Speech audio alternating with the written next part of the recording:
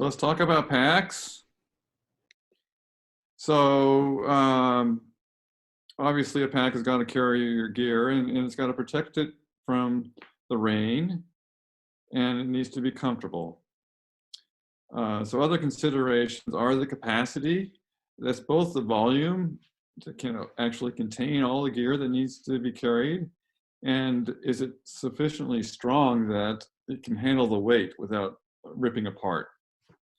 And then the weight of itself really matters, because you can, some packs weigh 6-7 pounds. And there's quite a range of weights of packs. And then of course, comfort. Is the weight distributed nicely so you can get a lot of the weight, most of the weight on your hips, and have it balanced? Does it have padding so it doesn't rub wrong? And is it adjustable to your body? And is there good ventilation behind your back, so you don't get a lot of sweating there? Cost, obviously, and durability. It's got to hold up for as long as you're going to use it, and generally a lighter pack is going to be less durable, and so there's a trade-off there. Convenience of access. So some packs you just go in from the top and go all the way down, and that's it. Those tend to be the lightest ones. Others will have side pockets, back pockets, access in the middle, and various sleeves and stuff. And a lot of them also have a sleeve and a port for a hydration pack if people want to use those. And then the capacity really depends upon your plans for how many days you're going out. Because the longer you're out there, the more food you got to carry, and the more that's going to weigh. And so we have some recommendations there for volume. For 2 to 3 days, volume of 40 to 50 liters is enough.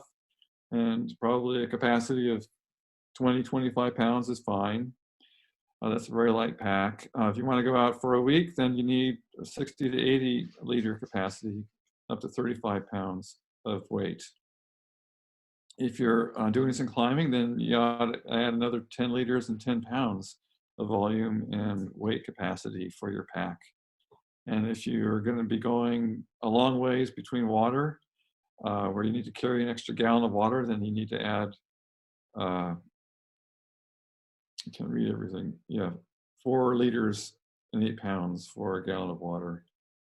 Oh yeah, and if you're sharing a stove and something else, I can't read because there's a screen there, you can drop volume and weight if you're sharing gear. Yeah, I think it's probably a tent and stove. The old packs used to have an exterior frame. In the last 20-some years, they've gone mostly interior. There still are some very light packs with an exterior frame made of carbon fiber. In fact, my pack has an exterior frame.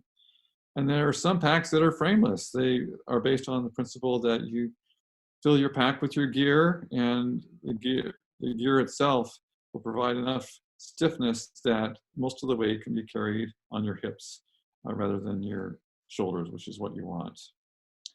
The packs can be made of the same material as the tents. Obviously, it's going to have to be stronger because there's weight you're carrying. You can get a Dyneema pack that weighs just 1 pound, but you pay for that. Any questions on that? Next, I'm going to be showing you some different recommended packs.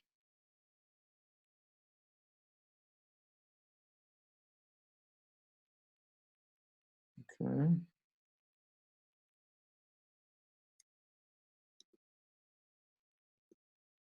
Uh-oh. Oh, okay.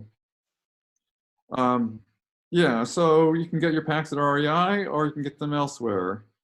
And 3 packs at REI are all about the same, really, in terms of their capacity and their weight and their cost. Osprey makes a good pack. The Exos and Granite Gear Crown 2 is not so popular, but Osprey is very popular. REI Flash, I haven't seen so much of.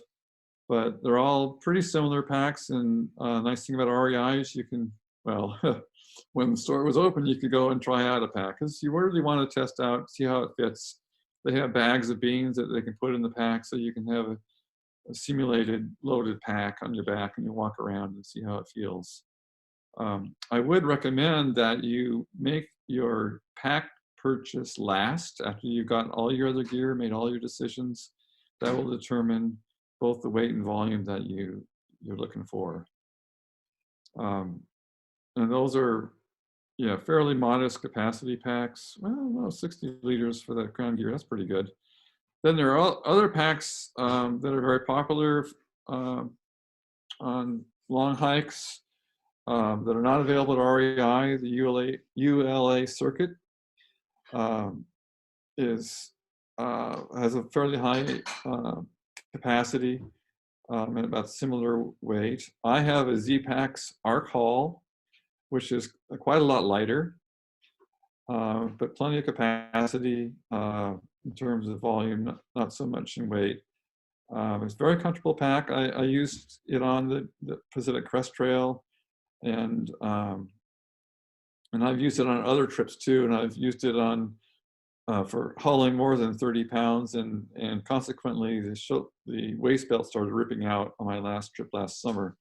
So I got about 2,000 miles out of it, but I had to replace it because I'm not going to go out on a pack with a failing waist belt. It does cost a bit more because it is made of Dyneema. The other a good pack is a Hyperlight Mountain Gear, and it's a little bit heavier than the Z-Packs, but it's a pretty popular pack, and it has a pretty high weight capacity, but it costs a little bit more. So there's a number of packs there that I would recommend.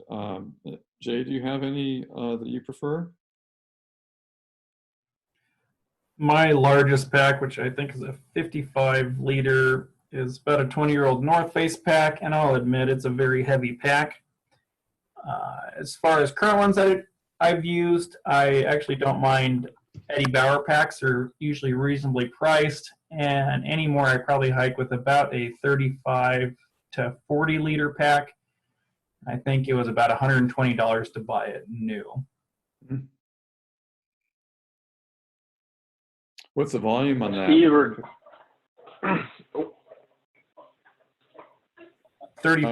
or Jay, could you elaborate on sizing your pack, and do you have any packs or brands that are specifically for shorter people? So Osprey makes a lot of packs, and some of theirs are made specifically for women. I think that Crown 2 is a women's pack, actually. The Ghan and Jay Crown 2 is a women's pack. All packs have some adjustability to them, and some of them really, that's adjustability is a major emphasis, and those are going to be a little bit heavier, I think, if you have a lot of adjustability. I haven't paid too much attention to that, but that's what I know. Yeah, so I would second that. I think most packs manufacturers these days, especially Osprey for sure, Teton Sports for sure, Mystery Ranch for sure, they offer adjustable shoulder straps that go up and down. Yeah. The Granite Gear, it does not, but it comes in 2 different sizes. So you can order the short version. Okay, good. I also just spoke to my wife, who is not particularly tall, and she was going to go dig her pack out of the okay. back, and I think she uses an REI backpack that's adjustable for shorter people. A Flash or something like that? Yeah, I think it's a Flash 56. Yeah. Okay. Well, looks like we have 2 options to choose from. Am I live? Yep. This is the Flash 52. It's a women's specific backpack. It's good for probably about 3 to 4 days. But then here's a different one. Unless you're Steve, that's probably good for a couple of months. Yeah, you got to fit all the beer in it. This is a pretty nifty one. It's the Deuter ACT Light. It's actually 65 liters, but there's an additional 10 liters that you can get just with this extra space. So there's a little bit more room to fill it up if you need it, which I really like about this. It's got a separate little zipper on the bottom, so you can get access to your sleeping bag without having to pull everything out. So that's kind of a fun little feature on this one. Don't pack that much stuff. That would be my recommendation as well. Yeah, that's the one danger of having a 80-liter pack is, oh boy. Yeah, this is a pretty heavy pack if you fill it to the brim. And yes, that is true. If you have the space, you will fill it. Mhm. I know I do. So the 52 is more than enough for a weekend backpacking trip. And you're not tempted to overpack. And I prefer a bag in the 40s because it really helps you cut down on what you really need for a weekend trip. So I used to backpack with a pack around 50 to 55 pounds, which was absolutely ridiculous. And now I'm probably around 35 to 40 for a heavy weekend. Mm. Yeah, and as far as the purchasing, what I would suggest is certainly REI, you can order a pack and see how it works for you, put all your gear in there and walk it around, and you can always return it within a year. And then when the stores are open for public access, then of course it's best to just take your gear into the store and try loading it in there and see how well it works.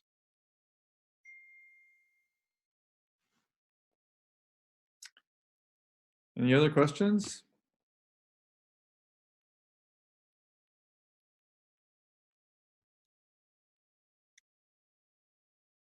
Okay. Now, some of you might have gear already and might be looking to lighten your load. And I went through this process over several years, and it helped me to make a spreadsheet that listed each piece of gear I had.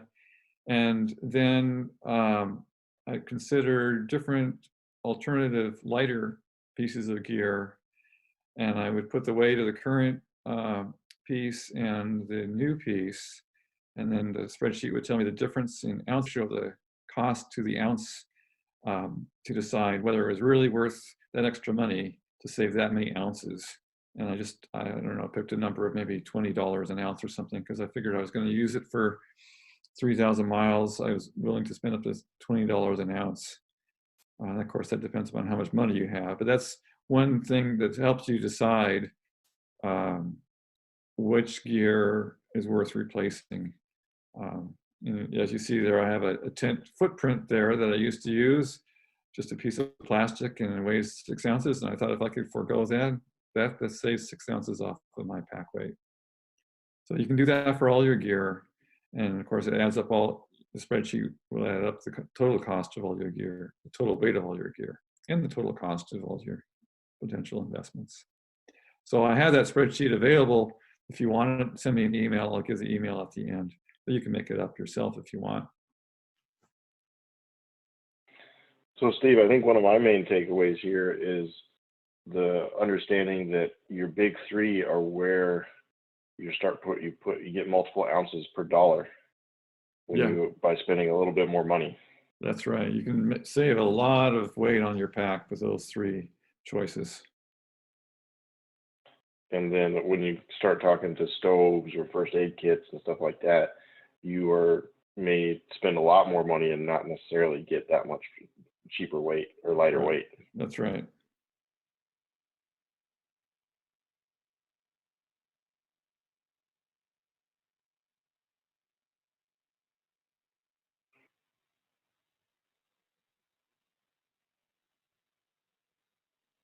Any other questions?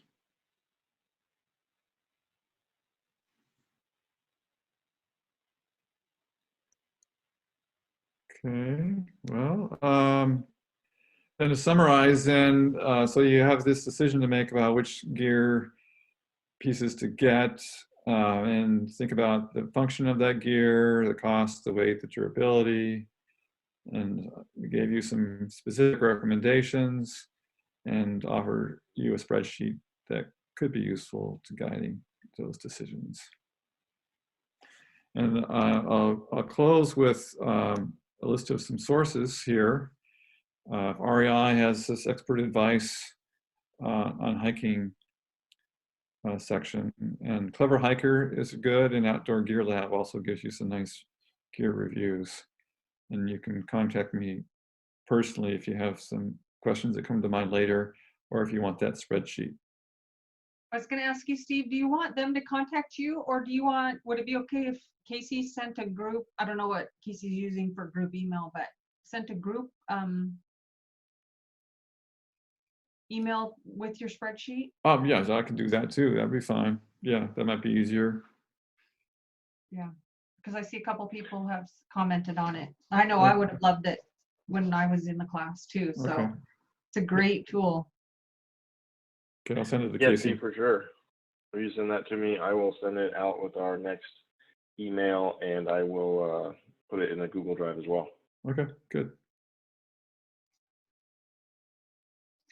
If we missed any of your questions, can you drop them in the chat now? Questions that you have for Jay or Steve on packs and tents and rocks and birds and things. Drop them in the chat, and Casey will help you get them answered. See how I did that, Casey? For sure.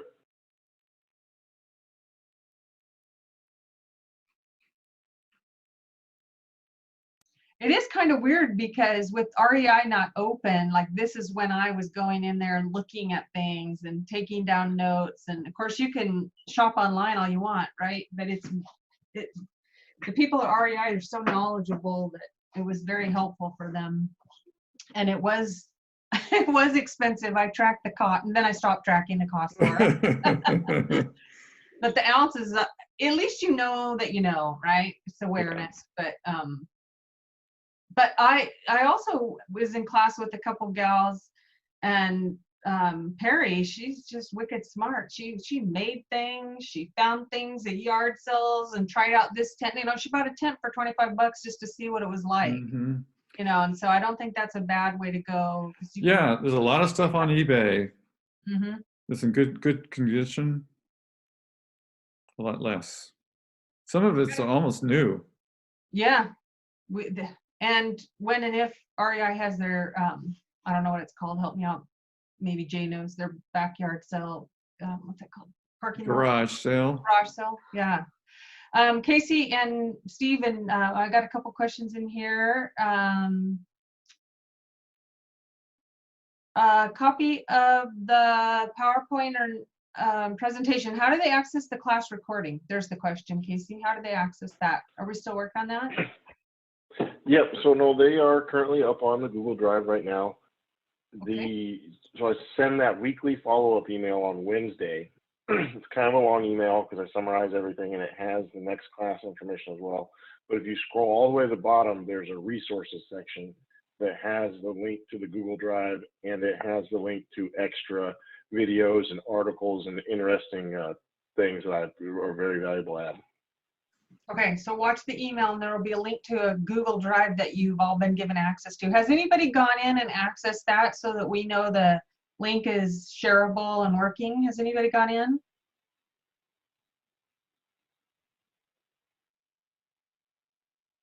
We have also, it looks like Laura and Don and Matt and Ernie's got it. Okay. We are also going to be starting a YouTube channel. So, so pretty soon you won't need to Okay, you cool. won't need to download the videos to watch them. You can just watch them on YouTube. Nice. Okay, Sage is saying there's a lot to think about, and it does take time. And that was probably the hardest thing because there was just so much to think about. So I really would recommend getting Steve's list and just using it as a framework. And pop a couple columns in there, drop in your notes, what you're learning, what you think, what's a priority, what you found, and just go through it, you know, take it like an elephant, you know, one bite at a time, because I remember being in your shoes and it was so much information. And I also thought I had to decide everything right away every time, you know, there was a class. So I don't think that's the case. I think just keep going with the class. I'm sure at the end of these, we could also take questions of previous sessions. So we should probably start having that awareness, Casey, of questions from next week about packs that we talked about this week. So yeah, I totally get that, Sage, but I do recommend Steve's list as a starting point. Casey, there's a question here for you.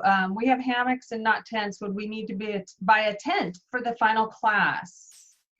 Casey? No, you can use you can use your tent. It's a shelter system. The you'll You mean a be hammock? able to Whoa, sleep whoa, out- what do you or mean? your hammock. Okay, Hammock. You thanks. can use your Yeah. hammock. I misspoke. Yeah, That's okay. you can definitely use your hammock. It's a shelter system, popular for backpacking. You'll just need to you'll be ready to backpack in it. You're probably going to want a rain fly. A bug net would be highly recommended, not required. You're probably going to want an under quilt or some sort of under insulation as well as your sleeping bag. Will all the sharing- graduation trips have trees for hammocks? The one I league does. Packwood Lake does as well. Okay. We are going to go scout the Stampede Pass trail here when we get out of quarantine, so I'll be able to speak more to that later. Okay, cool. And then I saw a question about being overwhelmed with gear, I think from Becky. I know Steve mentioned it. I highly recommend Outdoor Gear Lab. They do really good reviews, but the other thing I like about them is you'll see they have an editor's choice, but they also have several top picks. And when you scroll down, like, so best overall, but you know, they rate things for reasons. Like, this was the best, most comfortable pack. And it's still it's kind of on the heavy side, it's kind of on the big side, but it's the most comfortable pack they've tested. And then, so here's their top pick for ultralight and long distance hiking. Then they have Best Buy awards. I really like the Best Buy awards. I've bought a few things off Outdoor Gear Lab based solely on their review, and I have found their reviews to be spot on, and they've never lied to me about a piece of equipment. Yep. I have another question. Where'd it go? Does IMAC ever host a gear sale where members can sell used gear? Good idea. I know, I thought that's great. But we haven't yet, I mean, right? There's not a consistent one right now? We've never done it, to my knowledge. All right, No. there you go. Not a formal gear sale. The past couple of years, I have tried to organize like informal meetup and gear swaps and garage sales, but it really just turns into a garage sale instead of a gear swap or anything like that. That hasn't been very successful. But maybe we'll try to get it on the official IMAC calendar. Yeah, that'd be a good idea, especially if we start rounding everybody up before the class starts. Thank you for your comments in there. REI does have a used gear website. I'm not familiar with the used one. I'm familiar with their garage or their. I think they've been pushing used gear lately. Okay. A great fundraiser, Elaine. That's a great idea. There you go. Pay for the Zoom channel and YouTube marketing or whatever. Have a little gear sale. What other questions do you have? Yeah, online outlet. That's what I've used, the outlet online for REI. I've used that. And I think you can access that just off their regular website. That's where I accidentally accessed it. And Laura, thank you. She dropped the link in there for us. I don't know if we should click on it. Don't click on it maybe, but just copy paste it somewhere. rei.com/used. I didn't know they had that. That's awesome. Better to swap out and trade than put it in the landfill. Yeah. Yeah. What other questions do you have? Drop them in the chat and Steve and Casey will answer them. See how good I am at that. MC. Don't forget Jay. He's still here, I think. Oh, Jay, where did he? Oh, yeah, I lost my visuals. John Jay. Jay's here to answer all of your questions. Some of your questions. Used 5-person outfitting is going to be expensive. Yeah, Dory needs some Dory needs some good deals, so if you see any, we gotta hook Dory up. Looking forward to a swap. Yeah. What other questions do you have? I'm gonna stop my mic, Casey, so we're back to you. Okay, well, I was just looking at one for Dory. You may consider a teepee, or also called a pyramid tent. They are lighter for their weight, and they're floorless, usually screenless. They are lighter for their weight, and you can get ones that often fit 4 to 5 people comfortably.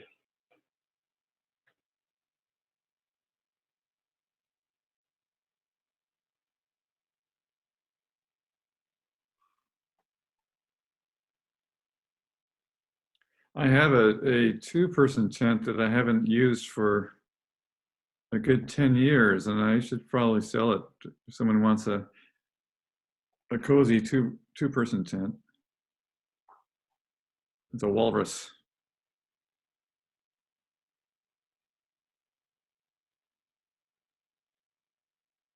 Better put your email Yeah, back that's- out there, Steve. I've actually got a 6-person teepee that I want to downsize as well. 6 persons a little bit too big, Yeah. but we did shelter 6 people in it on Mount Adams one time. Wow.